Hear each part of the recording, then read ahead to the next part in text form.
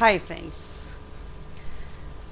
मेरे क्रिया योग के वीडियो को देखने के बाद बहुत सारे लोगों ने इसको प्रैक्टिस करना शुरू किया है। तो बहुत सारे उनके डाउट्स आते हैं, तो उसको ध्यान में रखते हुए मैं आज उन सारे डाउट्स को क्लियर करूँगी। तो आप अगर प्रैक्टिस कर रहे हैं या करने वाले हैं या विचार बना रहे हैं तो इस वीडियो को पूरा देखिएगा, जिससे आपको आपका आंसर मिल ही जाएगा, उम्मीद करती हूँ। तो सबसे पहला जो लोग मेरे से पूछते हैं कि हम तो नॉनवेज खाते हैं, तो क्या हम क्रिया योग प्रैक्टिस कर सकते हैं? जी हाँ, बिल्कुल कर सकते हैं। अगर आप नॉनवेज खाते हैं नहीं खाते हैं, उससे क्रिया योग की प्रैक्टिस के डिसीजन में कोई फ़र्क नहीं पड़ता। ठीक है, क्यों?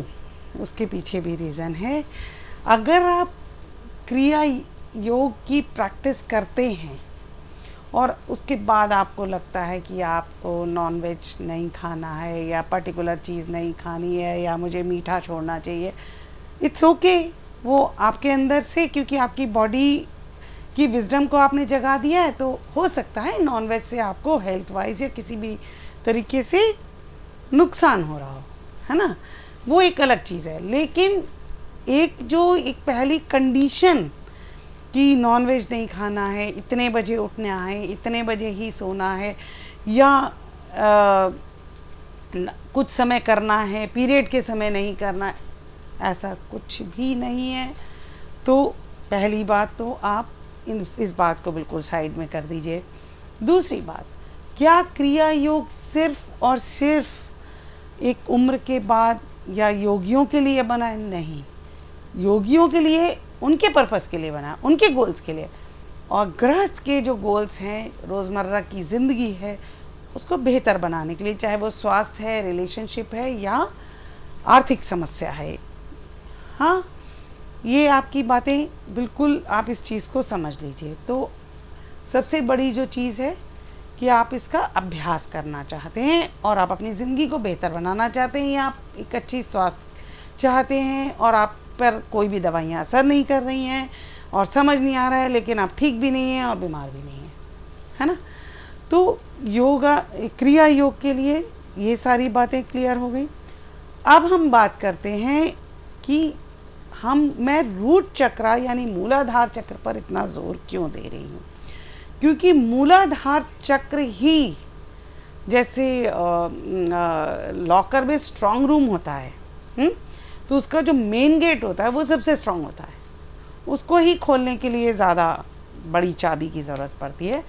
उसी तरह से रूट चक्र आपकी क्रिया योग का स्ट्रांग रूम है, उसी में टाइम लगेगा।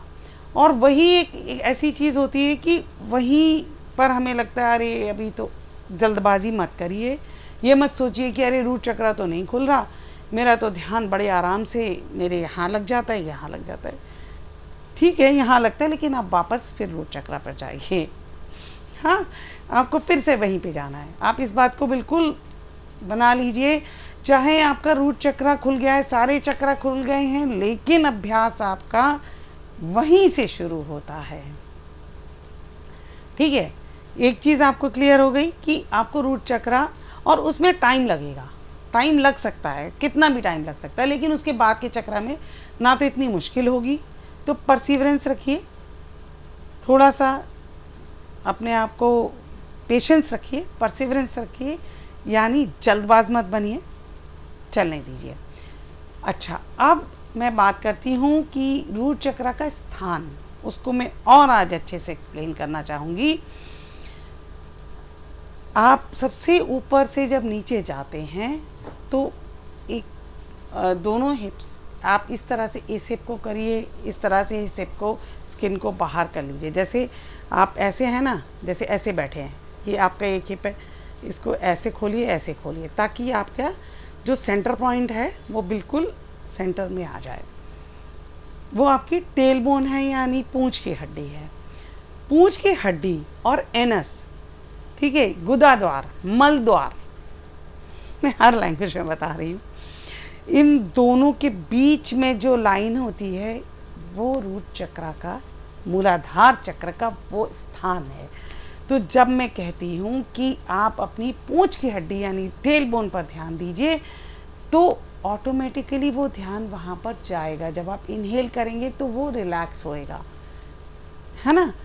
वो रूट चक्र का स्थान वही है।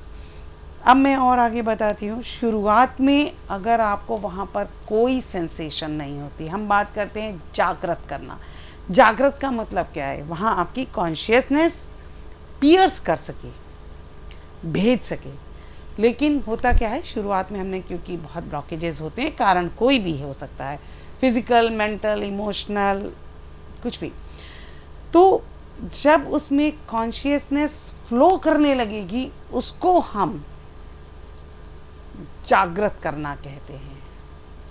कॉन्शियसनेस का फ्लो करना, और वो कॉन्शियसनेस आपकी ब्रेथ से, आपके प्राण यानी कॉन्शियस प्लस ब्रेथ, प्राण वायु से वो जगह आप भेदेंगे। उसके बाद आपको टाइम नहीं लगेगा, इसलिए बिल्कुल पेशेंटली करिए। क्योंकि अगर आपकी जड़ यानी मूलाधार चक्र सही से बैलेंस नहीं होगा तो बाकी के चक्र आप बैलेंस कर पाएंगे, ऐसा मुझे नहीं लगता। तो अब आपको ये क्लियर हो गया कि रूट चक्र यानी मूलाधार चक्र का स्थान कहाँ पर है। जैसे मैंने ये बताया, टेल बोन लास्ट में, उसके और गुदा द्वार के बीच में। तो आप इस अभ्यास को जारी रखिए। अब मैं समय की बात करती हूँ। अगर आप सुबह के समय, अगर आपको स्वास्थ्य से संबंधित, ये मेरा अनुभव है, या आपको कहीं और लिखा हुआ नहीं मिलेगा, अगर आपको स्वास्थ्य से संबंधित करना है तो सुबह का समय बिस्तर छोड़ने से पहले या फ्रेश होकर करिए। और अगर आपको कुछ इमोशनल रिलैक्सेशन या स्पिरिचुअल ग्रोथ चाहिए, तो आप रात में करिए। और आप दोनों करिए ताकि आपके सारे पक्ष बैलेंस्ड में रहें। अगर अब भी आपका कोई डाउट रहता है कहीं पर कुछ भी, तो आप कमेंट सेक्शन में डालिए। जैसे मैंने आज बहुत सारे क्वेश्चंस एक साथ ले लिए, उसमें से मैंने हर एक क्वेश्चन जो जैसे आया था सबको लिया है, चाहे वो एक का था या 10 लोगों का एक साथ था, सबको मैंने लिया है। ऐसे ही मैं हमेशा लेती रहूँगी।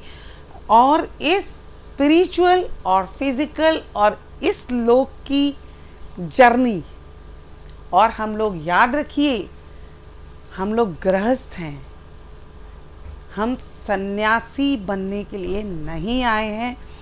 तो गृहस्थ की तरह ही बिहेव करिए। कुछ ऐसा मत करिए कि ये छोड़ दिया, ये खा लिया, ये ठीक है, कभी कभार ठीक है, पर आप इस चीज़ को इतना मुद्दा मत बनाइए कि आपके मन की खुशियाँ चली जाएं।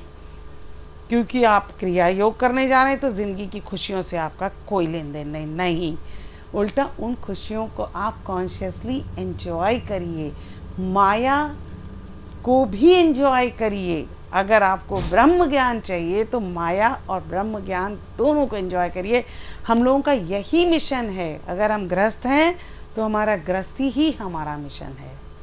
उसको छोड़ के भागने वाला क्रिया योगी नहीं हो सकता कि गृहस्थी जमा के छोड़ के भाग जाए, ऐसा नहीं है। उसको पूरी तरह से बढ़िया और एंजॉय करिए और अपने साथ वालों को भी एंजॉय कराइए।